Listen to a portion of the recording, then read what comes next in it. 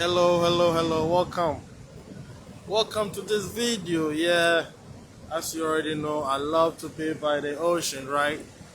Yeah, so just came to relax at the ocean and yeah, just enjoying beautiful Pacific Ocean on the west coast. Yeah, the west coast of America. Yeah, Oregon. Yeah, you know what? Today I was chatting with one of my buddies, right? He's in Europe. He's in somewhere Europe, and you know, he was walking in his neighborhood, and he showed me a park, like a neighborhood park, and was showing me some children who were playing and some riding bicycles, and how clean the neighborhood looked and all of that. You got the picture I'm painting, my fellow people in Ghana, my fellow Ghanaians. Yeah, so then I told him, bro, I mean, this thing, it's not like we don't have some in Ghana or we didn't have some in Ghana.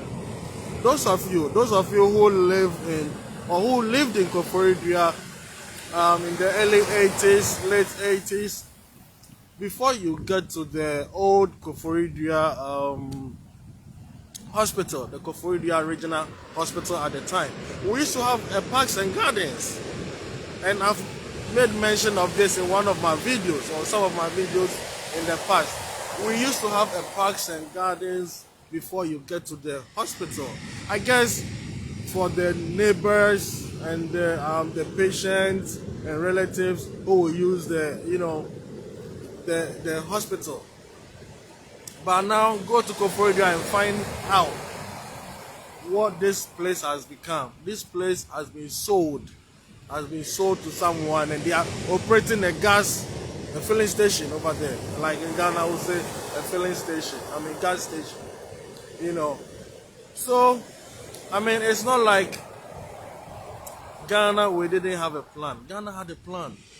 Ghana had a solid foundation that was laid by, our first president, the Osajefo Dr. Kwame Nkrumah. And it is so sad sometimes. I won't say I wonder how we have become what we are now as a country. Talking about Ghana, because some of us know, or at least we can make some deductions from where we started, deviating from the course of our development. When you talk of military interventions that happened in 79 and 81, it doesn't matter how much some of you will slice it, it did not help us. Because the military intervention that happened in 79 and 81, that is where government started putting square pegs in round holes. That is why Ghana, we are where we are now. Putting square pegs in round holes. That is why we are where we are now. And sometimes, we all don't get to choose our parents, right? We all don't get to choose our parents. We all don't get to choose our families. It's something you are born into, whatever. I'm saying this because of where my conversation or my submission is leading to. If you are lucky to be born into a political family where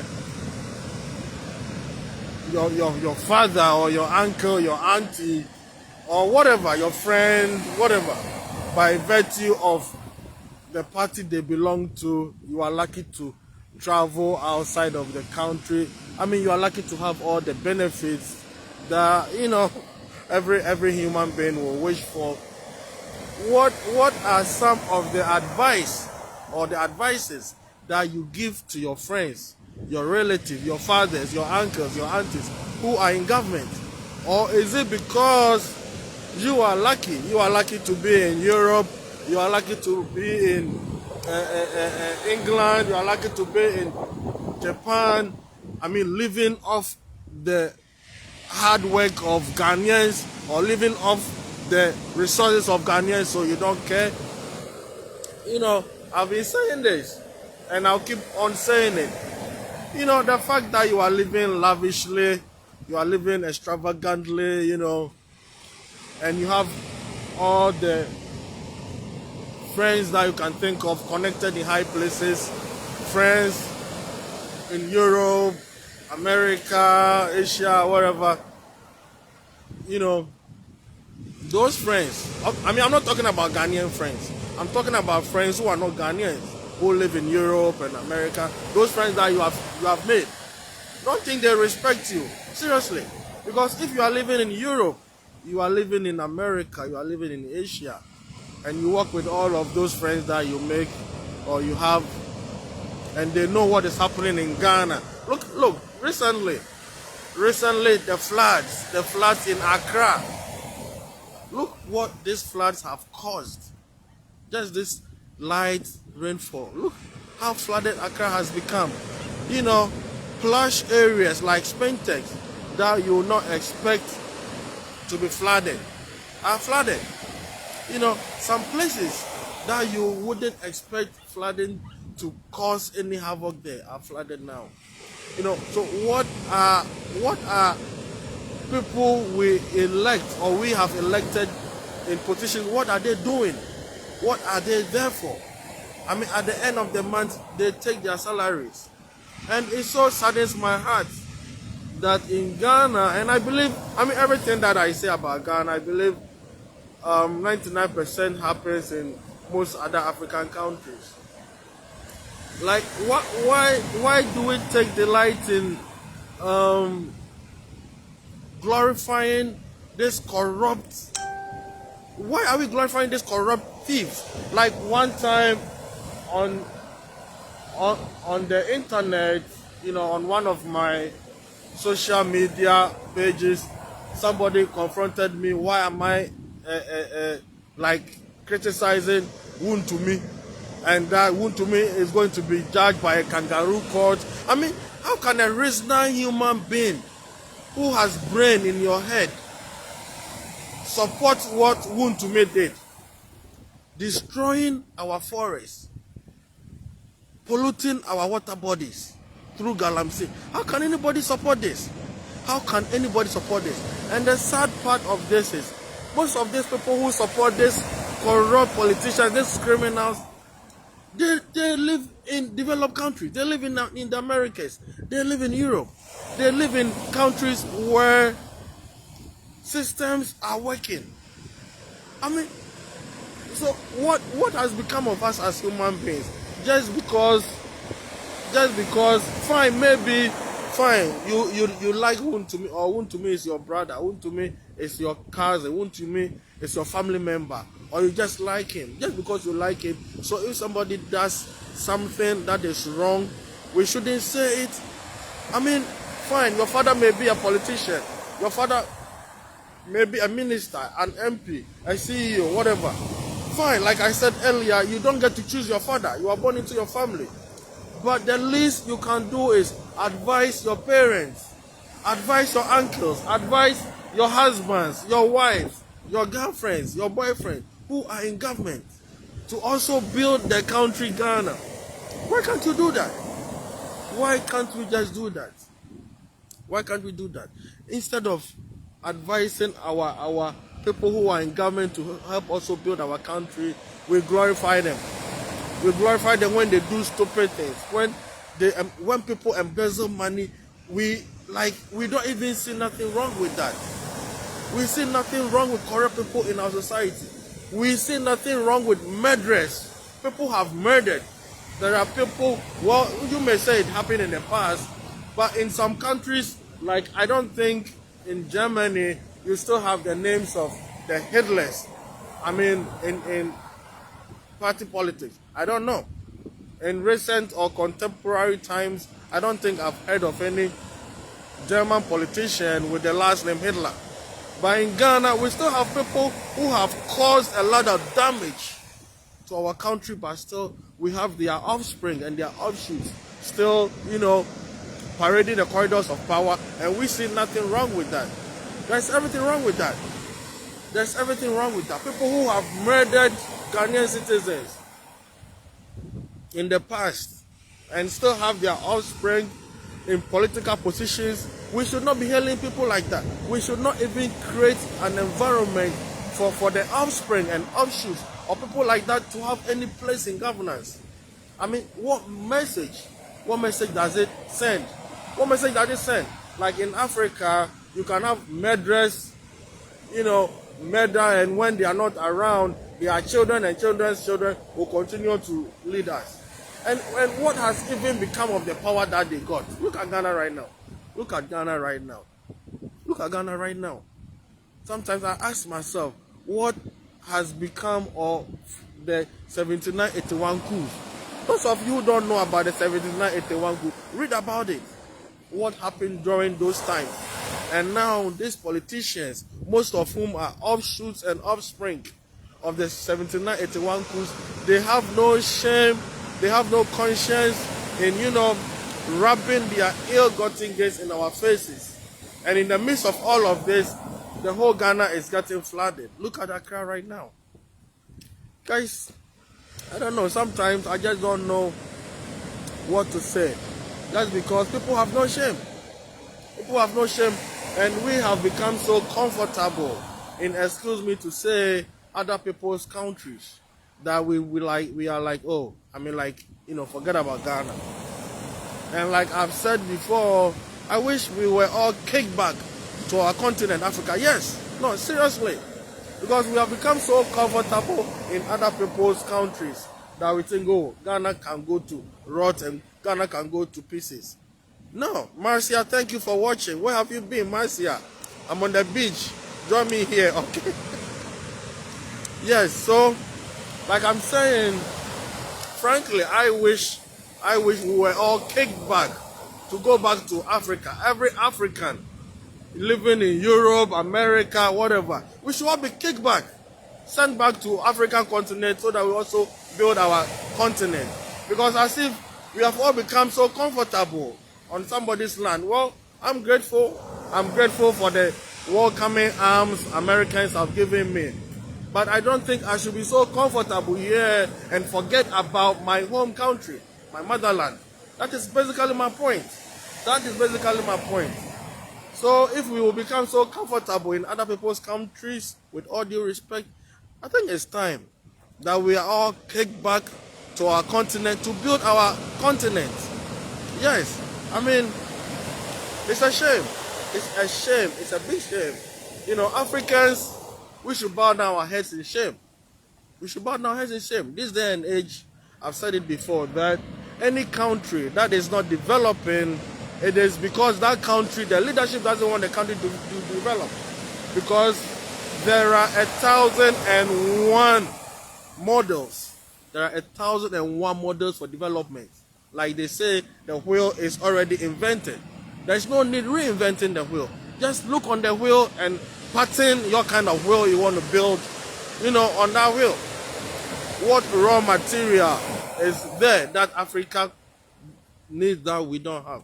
So why can't we build the African continent? Look at how Africans are treated in other countries.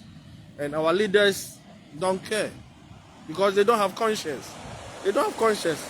And like I said in one of my videos, or in some of my videos, I'm looking forward to the next UN General Assembly meeting because I have questions. I have questions for some of these Africans who call themselves leaders. I have questions for them. Where is the roadmap? Where is the roadmap to build industries? Where is the roadmap to create jobs for those Africans working on the Sahara Desert to get to Europe?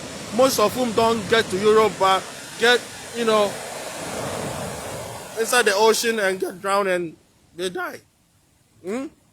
As if these African leaders don't know what's going on. I mean, well, maybe they just turn a blind eye to what's going on because they don't care about the youth of Africa. And why would they care? Their parents, their families, their girlfriends, their wives, they are all living in Europe. They are all living in America. It's a shame. Like, why? Why would an African politician let their wife come to deliver their baby in America? For what? American citizenship, right? If you build a better hospital in Ghana, would your wife come to America to deliver a baby, and for some of us, this is why we are in full support of the this is why we are in full support of Trump abolishing the birthright citizenship. Because, I mean, you, the African politician, you have the chance to bring your wife here. Bring your wife here in America for what? Safe delivery of your baby. How about the poor African? How about the poor Ghanaian who is down there? How about the poor Ghanaian?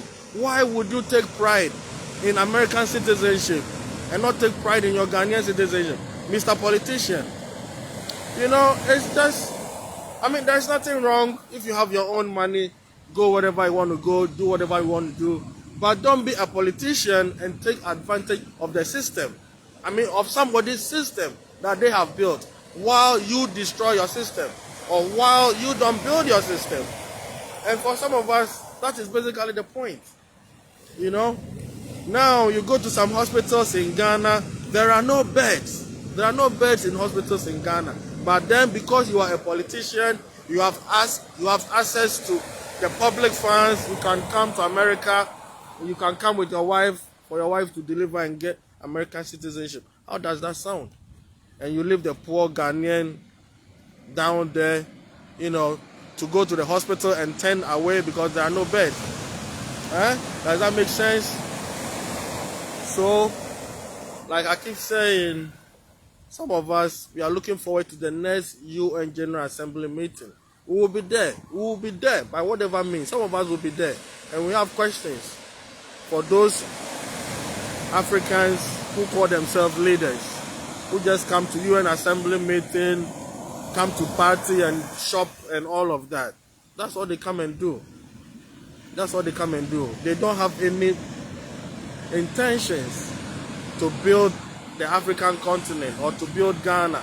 Because like I've said, if they do, it should not be difficult. I'm not saying, of course, Rome was not built in a day. I'm not saying it will be overnight. But what are the steps?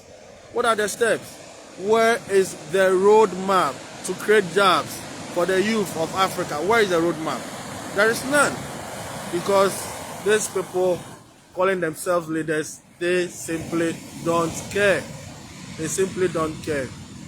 And if I was a part of the G8, I'll just, you know, make sure that all these African politicians, they are all evacuated back to their home countries. Yeah, especially the politicians and their families, because they have the responsibility of building the African continent. So if you have not built the African continent, you have not built the health infrastructure, you have not built the educational infrastructure, how do you bring your family here to benefit from somebody's system? How? It doesn't make sense. It doesn't make sense. Well, I don't want to keep repeating myself, but I know you get what I mean. Right, Marcia, thank you for watching. I need your comment, like, and share, okay? Talk to you soon. I know you are being good. Continue to be good, okay? Bye. Thank you for watching once again, all of you. Bye. I gotta go. I'm going to participate in an auto mechanic class. Yes, I'm going to learn about auto mechanics. Yeah, so I'll end my video here. Like I always say, if you drink, don't drive. If you drive, don't drink. Make sure what you are eating is what grandma can recognize. Make sure whatever you put in your body is what grandma can identify. Don't just put anything in your body. And what? If you can do something to help the community, go ahead and do it. And what again? Peace and love to you. You bring the other half to make it full, okay? Bye for now. Bye-bye.